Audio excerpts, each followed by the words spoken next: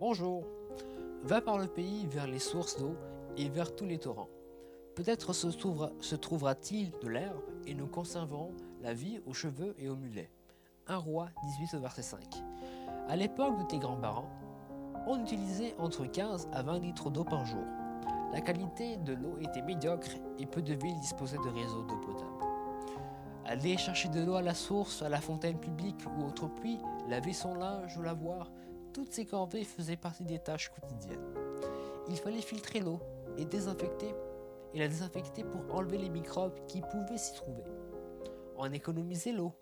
Mais maintenant, grâce au progrès, on a de l'eau courante et potable au robinet dans presque toutes les maisons. Ainsi, notre consommation journalière par habitant a explosé. 213 litres d'eau en moyenne par jour et par personne en Guadeloupe. Mais à quoi sert toute cette eau? Les hommes utilisent l'eau quotidiennement pour leur hygiène et les tâches ménagères de nettoyage, rinçage ou arrosage. Mais très peu d'eau est utilisée pour la consommation, c'est-à-dire faire cuire les aliments et la boisson. Seulement 2 à 3 litres par jour et par personne. Alors où passe cette eau? Sais-tu que quand tu te brosses les dents, tu consommes un demi-litre d'eau?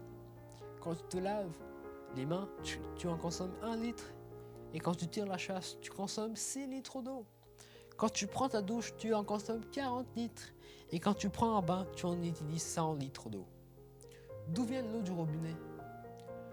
L'eau est prélevée soit directement dans les rivières, par exemple dans la grande rivière de Goyave, soit dans l'une des nappes souterraines situées en grande terre et à marée galante.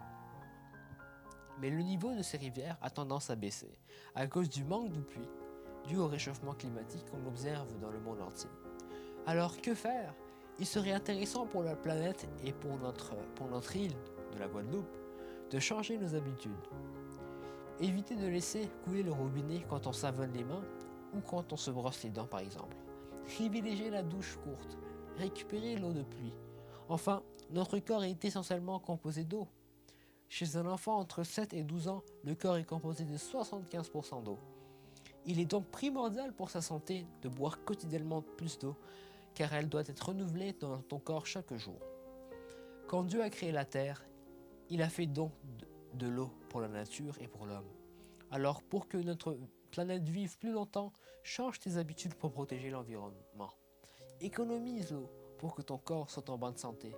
Bois de l'eau. Tous à l'eau. Extrait de Patricia Sablier. Bonne journée.